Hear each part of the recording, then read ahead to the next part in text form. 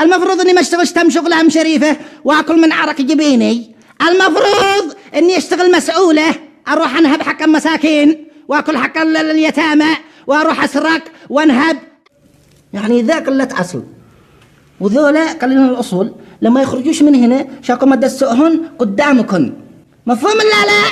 عيب يا خالي زنبقة، عيب، هدول الناس جايين لعنا.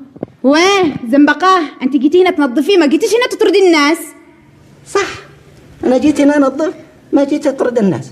وذولا لما يدخلوش الان من قدامي بدل جلستهم دي وضياع الوقت وبدون يشغلوا ولا مشغله، جو يتهابلوا هنا، شخصم عليهن المرتب واقتل عبايتهم.